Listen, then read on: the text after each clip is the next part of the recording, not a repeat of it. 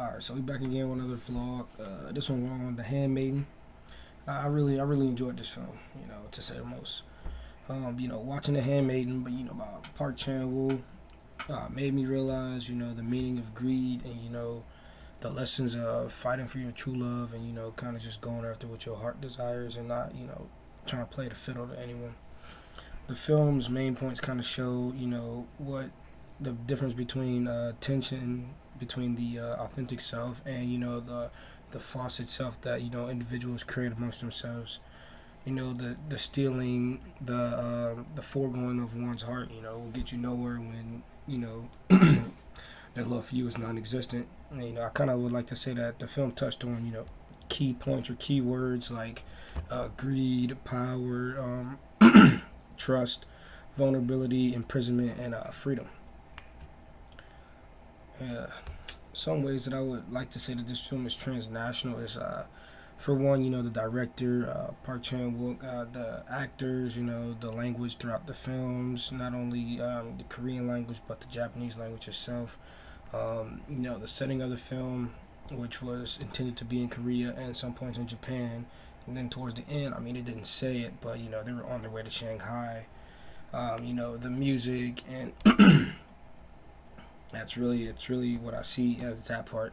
The setting, like I said, was Japan, Korea. It brought in different national cultures and ideals to the audience, and it presented ideals to the audience worldwide. So it brought in international cultures that could appeal to multiple audiences worldwide. And on top of that, the film also won multiple awards for the best non-English film, the best international film, and it was also up for one of the films of the decade. I think it placed like sixth in film of the decade back in 2016. One concept I want to bring into what we talked about in class was the concept of border crossing.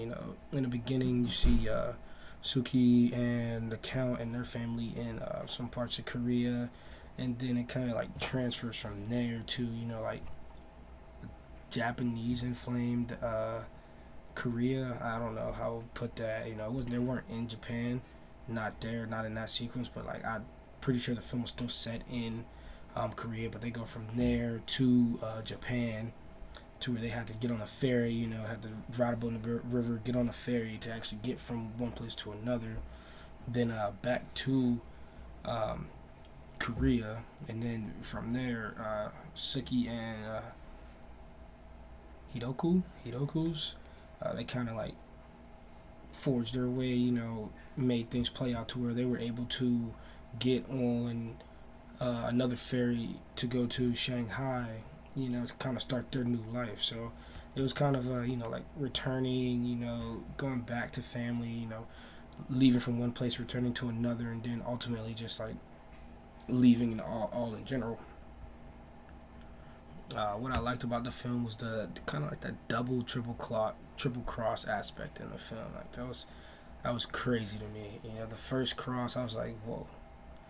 I wasn't expecting that, and then the double cross, I was really not expecting that, but I kind of enjoyed how that played out throughout the film. Really kept me engaged, just because I was like, how's this going to play out? Like, is Haruko gonna like maybe potentially kill herself like her aunt did? And it actually showed that she was going to, until Suki came out and kind of stopped her right then and there. So I just kind of like that the double crossing, triple crossing aspect that played out in the film. What did I learn from watching the film by myself?